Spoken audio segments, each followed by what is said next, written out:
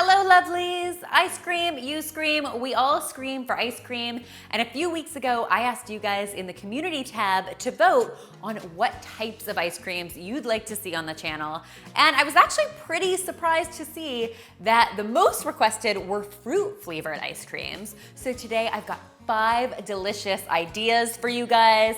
Now you chocolate lovers out there, have no fear. I've got some tasty chocolate ideas coming up, and I've also got some vegan recipes coming up as well. Today though, it is all about fruit flavored ice creams. We're getting started today with an absolute summer classic. This is a strawberry shortcake ice cream, and you just know that has got to be good.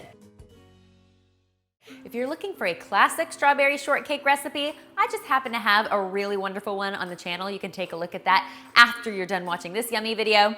The base for this ice cream is actually going to be our 2-ingredient no-churn ice cream. Now, if you have never had the pleasure of making this ice cream, what I love about it is, of course, it's 2 ingredients, but also it does not require an ice cream machine, which is a total bonus since I do not have one. So you may have seen this online before. It's just a combination of mixing up some whipping cream with some sweetened condensed milk, and that's it, that's your base.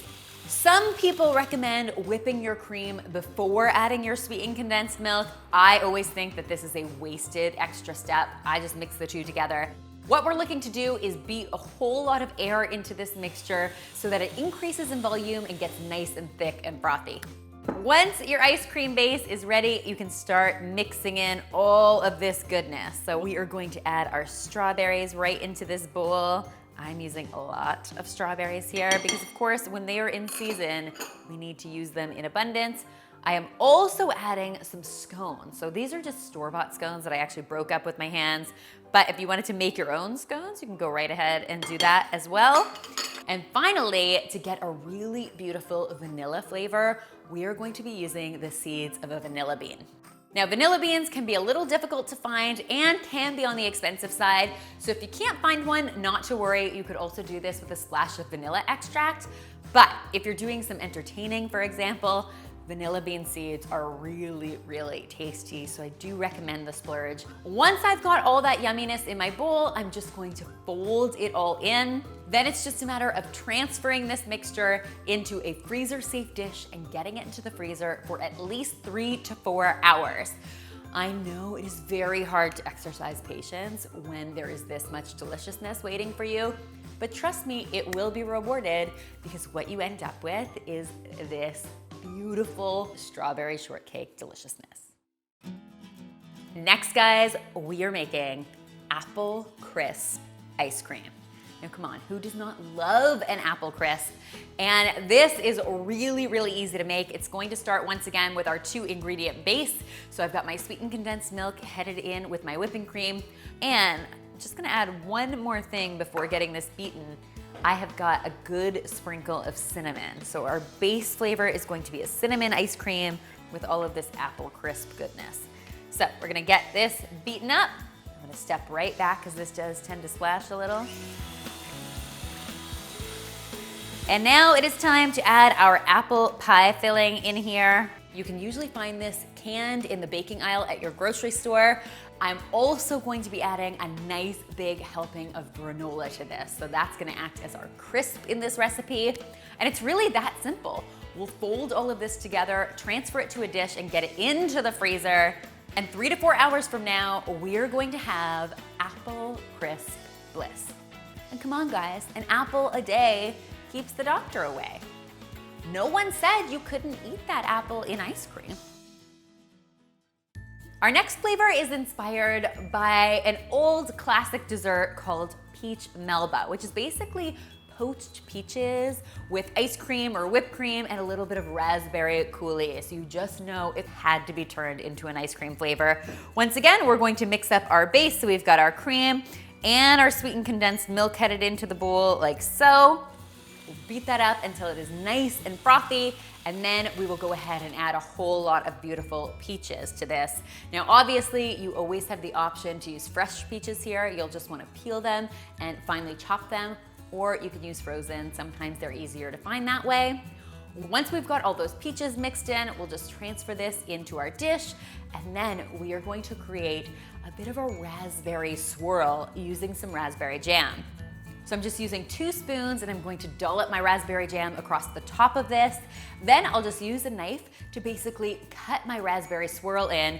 The idea here is to create a really pretty marble effect.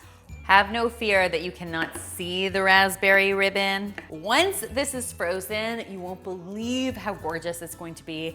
And of course, it is just bursting with delicious fruit flavor.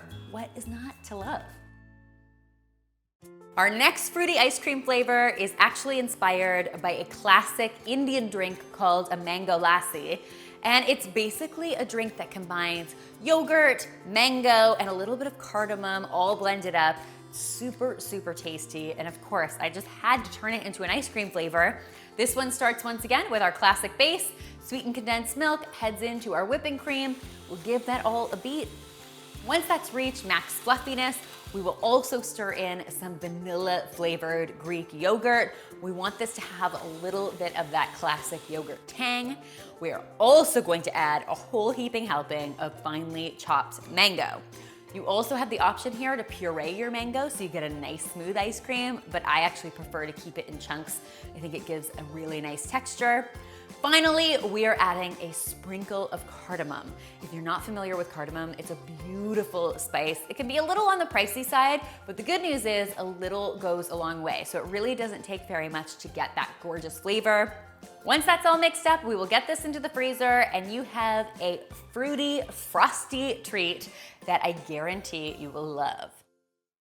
Last but not least, lovelies, we have a fruity ice cream inspired by all the deliciousness that is key lime pie.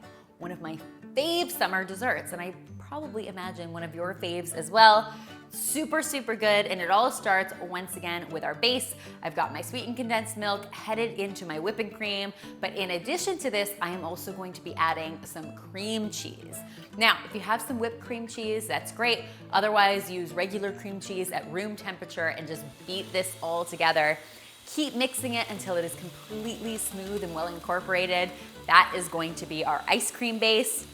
Next, we have our work cut out for us, but trust me, it's all going to be worth it. We are going to be zesting and juicing our key limes.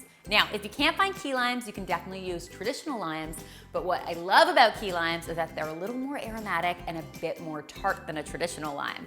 That being said, they're quite a bit smaller than a traditional lime, so you tend to need more of them. Another thing you should know about these little limes is that they actually have quite a few seeds in them, unlike traditional limes, so you may want to go ahead and use the citrus press just to help keep those seeds out of your ice cream. And finally, I'm going to finish this off with some graham crackers. So if you've ever had key lime pie, you'll know it comes with a classic graham cracker crust. We'll fold this all together so it's well incorporated and then get it into the freezer. This key lime pie ice cream is sure to make you keen to try it. In fact, I think you should be keen to try all 5 of these awesome ideas. And if you do, be sure to tweet me, Instagram me, or Snapchat me a photo because you guys know I love seeing your kitchen creations. Keep in mind, I've got tasty chocolate ice cream ideas coming up later this week. So if you haven't already subscribed and hit the notification bell, you definitely should because you don't want to miss those. And finally, if you haven't already, be sure to subscribe because there is lots more deliciousness where this came from.